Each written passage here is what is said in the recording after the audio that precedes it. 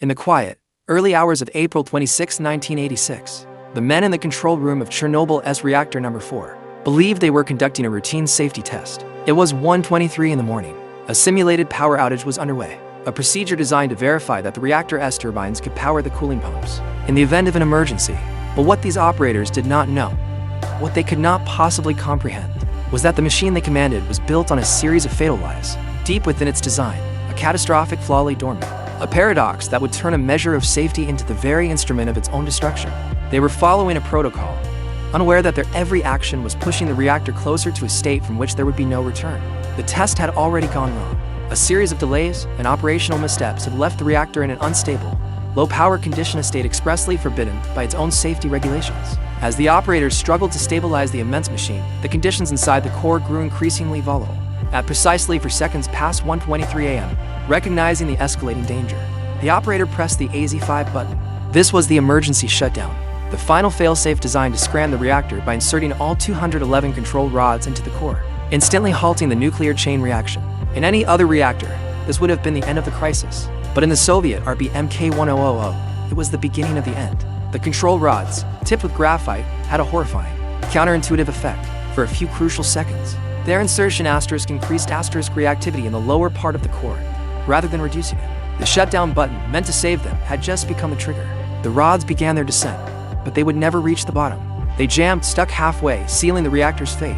The laws of physics, once defied, now asserted themselves with terrifying vengeance. In the 40 seconds that followed the pressing of the AZ5 button, the power level inside Reactor 4 began to surge, not by a small fraction, but exponentially. It was a runaway reaction, a nuclear excursion that defied all logic and training.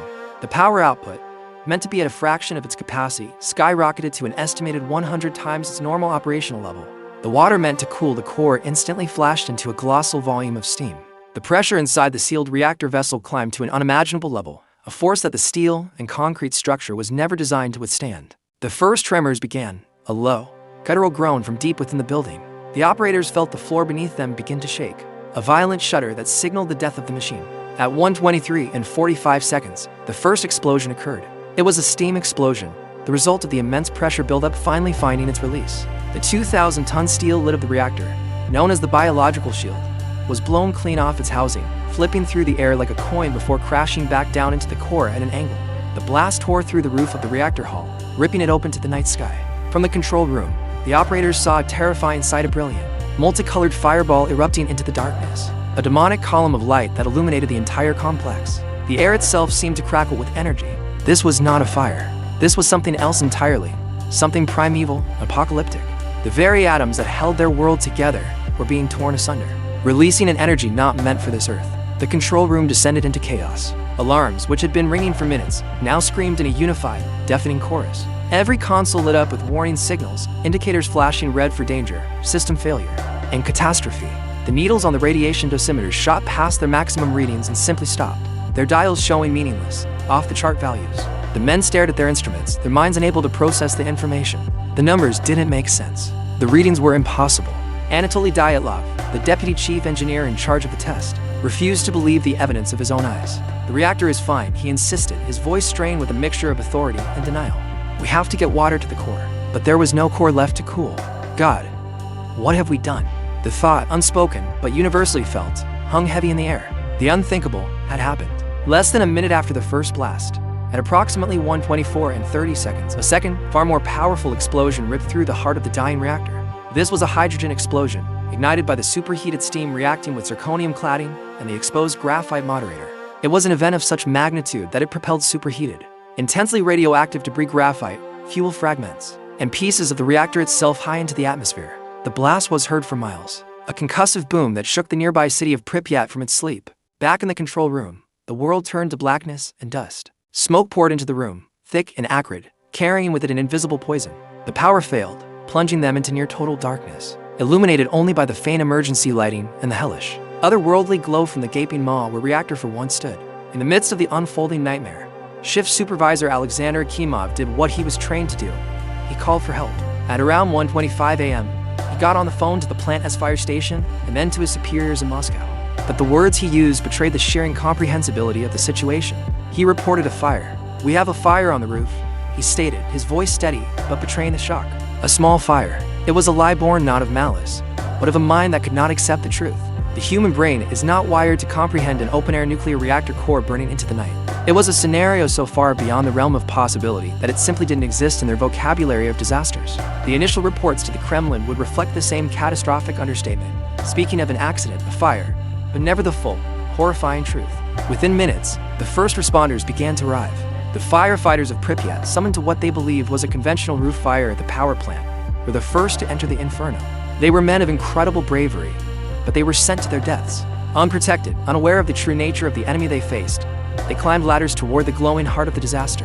They stepped onto the roof, into a field of radiation so intense that it was delivering lethal doses in mere minutes. They kicked away chunks of what they thought was debris, not knowing they were handling pieces of highly radioactive graphite moderator from the reactor's core.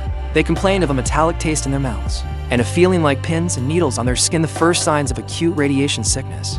They were heroes, walking into the mouth of hell to do their duty, completely ignorant of the invisible killer that was searing their bodies from the inside out. As the sun began to rise on a scene from a nightmare, the scale of the disaster was still not understood by those in power. While a belated and chaotic evacuation of Pripyat would eventually be ordered, the men in the control room were told to stay. Men like Valery Kodemchik and Vladimir Shashanok, whose bodies were never recovered, were lost in the initial blast. Others, like Akimov and his colleague Leonid Toptanov, remained at their post, convinced it was their duty to contain the damage. Driven by a desperate, misplaced sense of responsibility, they manually opened water valves, wading through radioactive water in darkened, destroyed corridors, trying to get coolant to a reactor that no longer existed. They were trying to atone for a sin they didn't even understand they had committed. Their heroism tragically futile. They would both die agonizing deaths from radiation poisoning in the weeks that followed. The immediate aftermath was a testament to the awesome, destructive power they had unleashed. The plant workers died in the explosions themselves, their lives extinguished in an instant. But they were only the first. In the agonizing weeks that followed, 28 more people, mostly firefighters and plant operators, would succumb to acute radiation syndrome, their bodies ravaged by an unseen enemy.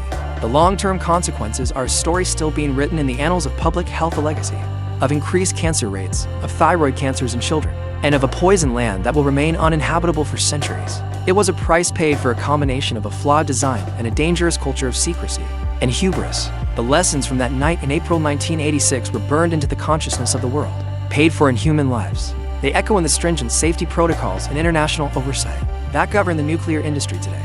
The 2025 updates to global nuclear safety standards are a direct descendant of Chernobyl's ghost, emphasizing robust containment structures, independent and redundant safety systems, and, most critically, a culture of absolute transparency. The final moments inside Reactor 4 were not just the story of a technological failure. They were a profound and tragic human story, a story of miscalculation, of denial, but also of extraordinary courage in the face of the unthinkable. It stands as a permanent, solemn reminder that the power we wield comes with a responsibility that we can never, ever afford to forget.